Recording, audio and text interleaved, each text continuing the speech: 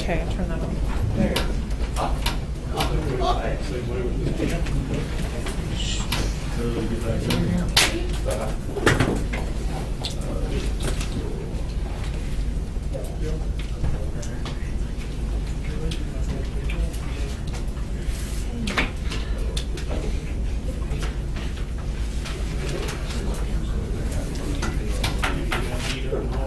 Are we early? I think we might have been. No, that was exactly coming. It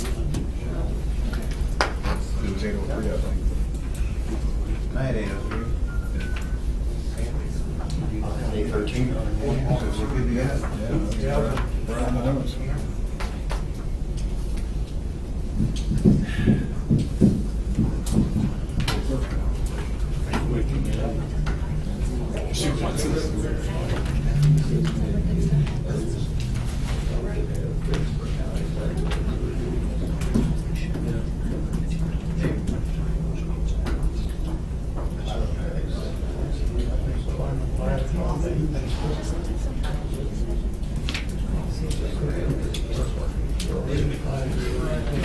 I don't have legs to hold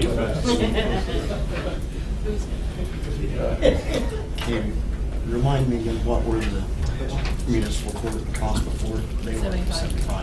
Did you? No, Mike. Just like they were handed out. I entertain a motion for adjournment.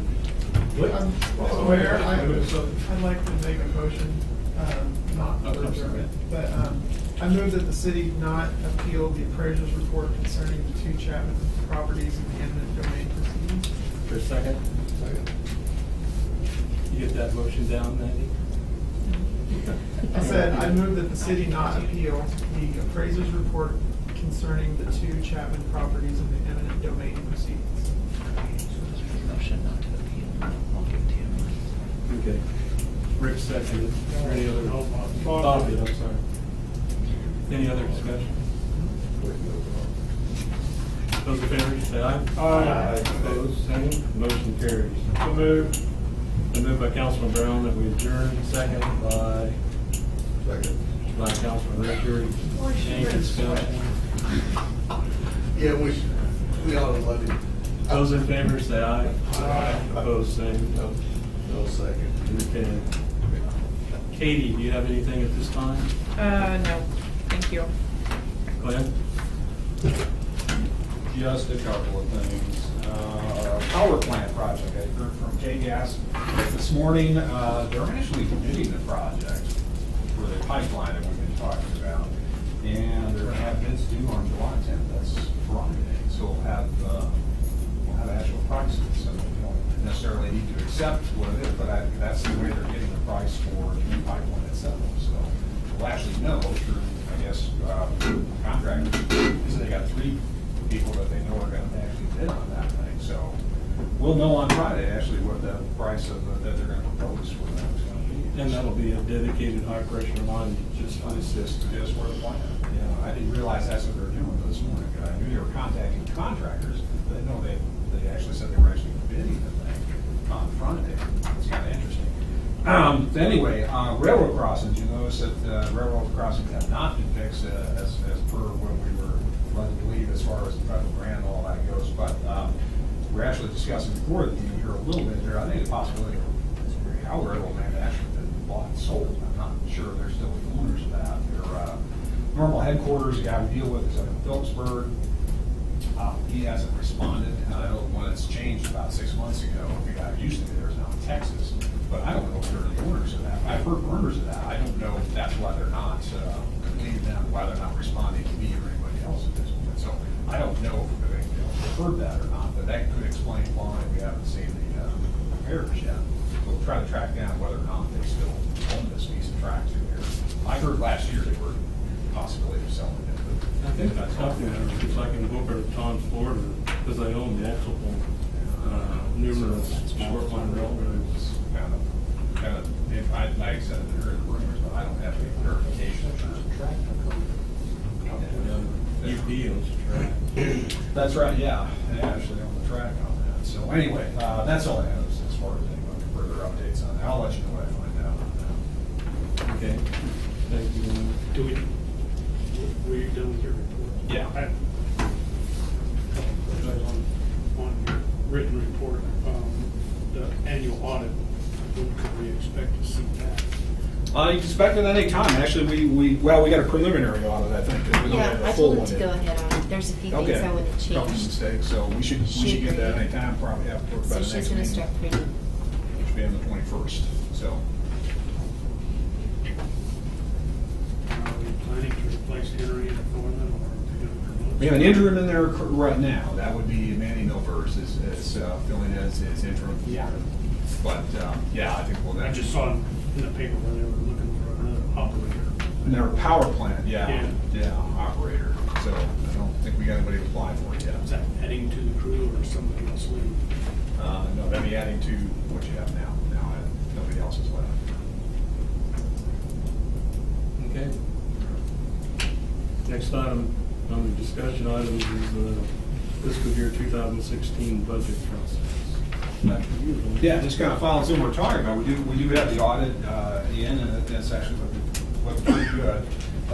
So they got that in a timely manner to us, right in the middle of our budget. We've done this a couple different ways in the past. Remember, we have actually two budgets. One is our operating budget, which we do here currently. It's a mountain of spreadsheets, and we have gone over that. I think we did that last year. We do that again. We also have the state budget, which is their form that you have to actually pass, and that's what you actually do when you pass your budget to the state. It actually goes in that format, not in our format. So we do one, both, either or. That's a council preference. Someone favors one method versus the other. They want to see the full line items. Some do not. I'll show you my charts and graphs updated as usual. I never made us forward to that. Not really, but anyway, it's a good way to kind of track where we've been for the past decade or so. But so I don't know if there's any strong feelings one or the other as far as which method you want to use. So we can do either, and we'll project it up here and go through it as we normally have, or what. So I'm open to anything on that you guys want. I mean, like you did last Yeah, year. we did the full line item operating budget last year. I think we got. I think that'd be a good idea. 3 hours. There wasn't one for See that? It doesn't take that. You have to wait for that whole stretch there, so, okay, all right, we can do that. The other thing here that we're going, of course, is the cost of living allowance on this thing. Right now, from the Bureau of Labor Statistics, you look at the CPI index, it's 1.7% on that. So what we've done, typically, it's been a little earlier in the year, sometime usually in April or May, we brought that to you and asked for the cost of adjustments or across the board on all the city workers. When I pursue that again, that's the best number I've got on that. So. Do the rest of the salaries depend on their valuation? Right, we've always done a combination. We do the COLA across the board, which moves up the grade step, but then depending on how you're doing the valuation, you move up the next whatever it is that's being recommended for that particular person. We have a lot of people that have reached the top.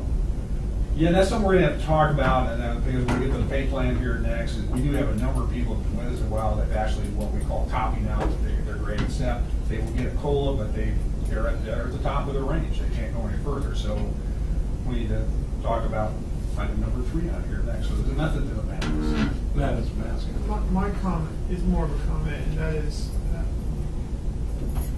it seems like we're asking a whole bunch of things that are going to add to our budget without knowing what our budget is yet. And I guess my comment would be, before any new expenditures are approved in the upcoming budget, I'd like to not raise our property tax. Basically, I'm going to sum it up with, I don't want to pay any more property tax than I'm currently paying. Well, yeah, And no, I don't yeah, we'll want us talk to about, adjust. yeah, we'll talk about that. It's hard to construct a budget then if we don't know if we're gonna do, the flip side of that is be hard. So what can we afford Right. without raising property tax? Yeah, we can get that. But I have to know whether you're gonna go for. I'm lower, in favor of yeah. giving people raises, Okay. but I'm also in favor of keeping my tax rate. Right. I mean, I don't want my taxes to go up. I'm saying, no, What I'm comes saying, out I'm of willing to protect pay their what I property currently tax, pay. I don't want to pay more. You don't have to raise the wages because they're won't have to pay extra property tax. That's the way to look at it, yeah. I mean, we're getting capped. I mean, we gotta be more efficient. When we approve a cost of living adjustment, okay, whatever that is, whatever we decide that is, let's say 2% here, just throw out a number to be using as a number of 2%.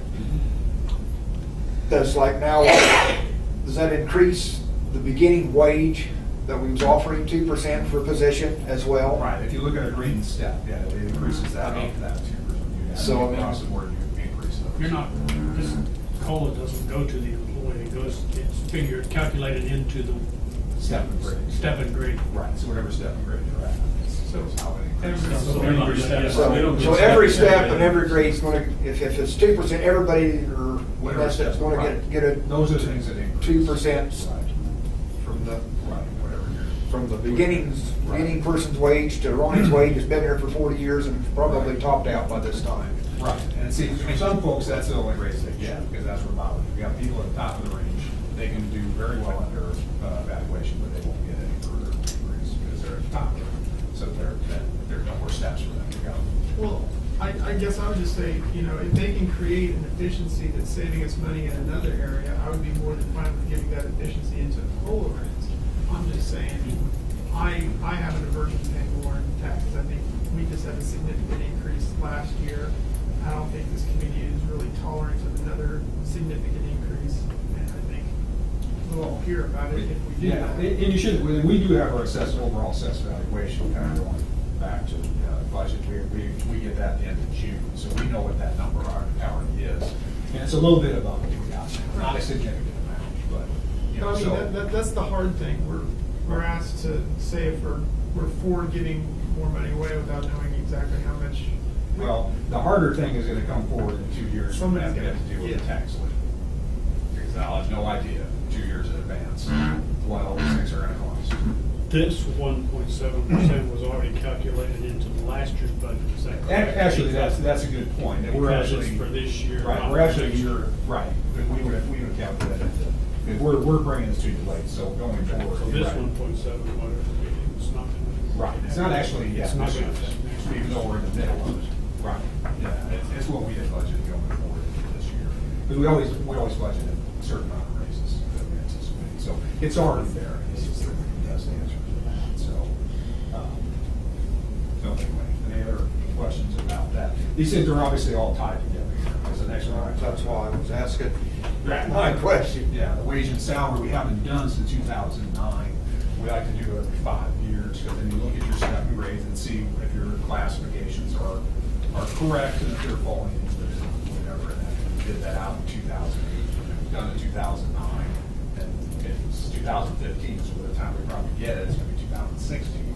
What So- do we pay for that? You know, I forget exactly. What was it? $60-some thousand, I think, Yeah, somewhere in there, it wasn't ridiculous. Yeah, a little bit on, and we did logic for did that last time. Do this wage and salary study where you pay $30,000 and a consultant to tell you how much. But that happens. Right. Yeah, You he know, was our way company, under our that. employees don't get a COLA. You know, every 14 months, 14 months, they go through an evaluation process. Then I put in there's a matrix and it goes through it. And a lot of times it's within, you know, some get none, and some might get 2%. You know, but it's on 14 months. Well, I'm thinking, if you save $30,000 from doing a wage and salary study, which I think was what it was back in 2009, could that maybe be applied to the whole rate and just? Well, that's my deal. If you're gonna spend the 30,000, give it to the employees. Well, actually, I mean, you bid it out, you request for proposal, with that, raise it in. You know, I never thought, is there a way we can do that without having to spend that much money and then keep that money at home instead We of? did this a couple of years ago, as you remember, kind of deja vu all over again, and then we just settled down doing a COLA rather than doing, we're about halfway through kind of doing an internal wage and study. But just Yeah. kind of build it in the next round of the steps and do it ourselves. You could, but I can't do it like somebody from the outside would do it, because they're gonna use comparisons of cities around us, internal market here, in a way that. Didn't you know, straightforward. you acquire that information from somebody else who's doing a study for the? We did at that time, I think Austin Peters or somebody was actually doing a That wage was for like another city. 2012. Yeah, I think so, yeah, it's been a while too on that, so, I mean, it's fairly recent, but it won't be quite up to date on that. So, like I said, we do everything we want, I mean, We can't do this in-house, so to speak. well, like I said, we were trying this last time, but, and, yeah, you can a certain way, but, you're not gonna do it the same way a professional consultant would do it. I mean, you won't have, you won't have really access to some of the data. Right. We could do it, but like I said. I understand, I don't understand, but I have a problem with Yeah. hiring somebody to do this. I $50,000, mean, that's all. you know, that's my, I have a tough time. Matter of fact. Remember, because I voted against it, because you guys also had the other study went in there with it. Yeah, I don't remember. I do. How much time we got on this? As far as This wage and salary? oh, I just, we haven't done it, you know, since 2009, so it's been 6 years. So we can still hash about it? Oh, yeah, that's what's here in the discussion. I wasn't looking for any kind of part of So even if we that. put it out, we don't have to accept it, right? Right, if you go for proposals and you don't like what you got, whatever, you can always reject that, go back and do something else, you know. So, but before I do that, I want to make sure it's on board for doing that. That's, anyway, all right. The other couple of deals we got, of course, are also connected to, and that is the outside the city limit rates for the water and super. We kind of did a real simple spreadsheet here, what that would look like for like an average year type of thing. What we tried to do basically was look at what maybe the little water district does, we're in this, what they charge for water and sewer essentially is going to be basically double the basic charge. So that would be kind of on the high side. I don't know if you got, if there's another number in between, something lower than that. But right now, they're about the same. There really isn't much difference between inside the sewer, inside the city versus outside. Well, we need to do something drastic. This would be it. There's no sense in us furnishing utilities to people that aren't paying taxes. Yeah, and I can also, you don't have a huge amount of people out there who are on these Yeah. utilities. There's not like 100, homes or something we serve outside. This would be equal to the real water. We're pretty close to what their rates are, pretty close to what they're paying, but there's no comp on the sewer though on that system. Do we know what the water usage is for rural, all classes of rural? No, but I can find that out. But as far as, we can actually break it down by actually the customers themselves. There's only on the residential, there's only like 15 customers outside the city limits. Do you have a meter on that water, rural water going out? Do you have a meter on it at the plant? Right, I identified number one that we, Yeah. yeah, I don't know how we, that's gotta be metered, because then they fill based on how many gallons. How about commercial? Commercial, we also broke that down to, the biggest water and use, of course, is gonna be Sunflower Ag.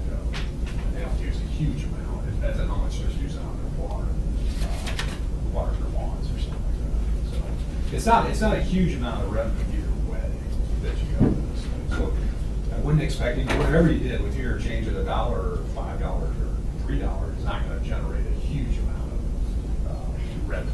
Like, that's not what you want to do eventually. So, but I think there should be a differential between inside and outside, which for whatever reason we do not have that right now. So, This looks like about an 80% jump. yeah, it would be quite, I said this would be the sort of maximum jump. This is good. Yeah. Pretty good, but I hate to be asking somebody to. Right. So that's what we show you, sort of maximum. I'll slow them down too. Right. Yeah. Carl, you had a question? Well, I just had a comment on our rural water district number 3, their minimum is $35 for 1,000 gallons. And then it goes up incrementally from there. $35,000 for 1,000? $35 for 1,000 gallons, that's their minimum. Well, here it's 33.75. Right. And then it goes, and then it starts working up the food chain from there. Yeah. More you use, more you pay. Right. Yeah, I mean, I think it's fairly reasonable for the first 3,000 or 4,000 gallons or so, but I think it starts getting a little higher. Okay. Thank you for your input. Yeah, so we aren't really even at that level. At that level, we're not that. Yeah, we just really need to go that far. I'm figuring that's, somewhere in the ballpark as far as what they would be charging, so it would be comparable to that. I mean, that's the only reason why they did the numbers that we did. But it works out to be fairly, close to almost double it. I think we need to do something. Yeah, so if you want to think about that for a while, we, like I said, we have to put that in an ordinance form, come back and raise it that way. And like I said, you can do it any way you want. The other thing I included in here was a wastewater, basically a sewer extension policy. It's about as lengthy as I can take it. Comes down to. I bet I could. Yeah, she can make one. Yeah, that's right. Yeah, she could have two. No. Basically what it says, if you want sewer service from us, you would have to annex a certain amount of time. That's what it comes down to. So you wouldn't have any more customers outside coming out who would get wastewater. They would eliminate that whole thing. And then if anybody that was right there on the edge wanted to petition in, then the higher fees once they were right. Talked to John Devine, I just FYI, they won't hook anybody up outside the city limits. Yeah, a lot of cities don't. That Flying J truck stop over there on Ohio Street is probably, a mile into town. Yeah. They actually annexed 15 foot along that road. Yeah. And then they annexed that truck stop. Okay, that's a long way to They go. don't serve them utilities. That's a long way to go yet. I don't really anticipate doing that. But it's mainly going to be the people building on the edge of your city. And we have a number of those people, but this would require them to basically annex if they wanted to service. So we're still required to service them like we are electric? No, see, electric and water are, we have territories, they're defined really by state. The KCC gets into that, but as far as the wastewater goes, no. Okay. You're they leave that up to cities and homeowners and whatever.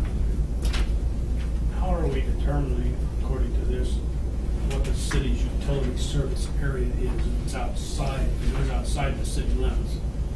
For 20 miles, well, for this, yeah, I mean, the area would just be your city. That's it. Oh, that's not what it says here, but that's what I'm finding out. Oh, okay, all right, well, let's say we clarify that. Utility extensions, the policy is that the city. Couldn't we, if it's in our territory, you saying we have to furnish water and electricity? Well, if they're in your territory, you would, yeah. So we can still make them annex. That's only on electric. Your water, I don't know if it has. That's no territory. Well, yeah. the rural water has. They've got this, they've got areas that they serve, so typically stay out of that unless you make some kind of trade, which, we've done in the past. But, yeah, wastewater is different. It's just, it's always treated differently, for probably a lot of different reasons. But anyway, I thought this would be a start. I mean, it kind of pretty extensive, pretty detailed as far as, but what it comes down to is that you're gonna get sewer, you're gonna annex eventually. That's kind of something how to do That's it. what some of those new business bank did that. Yeah, they did, they annexed that, so that's what we have to do. But anyway. Where does this come from? I've used it another, I think we had it up in Seneca when I was up there. So we had a what a policy that I would change over. It talks about Department of Public Works and here we don't have. Oh, right, yeah. So everything was combined up there, yeah, we had separate policies as far as that. All right. Well, anything else on that as far as that policy goes? I think that's all we got here for tonight. That's not enough. Could I get something to list, just for me, something to list all the rural residential. Customers? Yeah, I should break that down. She's working on it already, so. We should have those break down. So. Make 2%. Okay, thank you, Glenn. See you well, can't we? Yeah. It's cold, oh, hell, we get a coat. We Get a stand coat. adjourned. Yeah, that's not what- Thanks everybody for attending tonight. Thank you.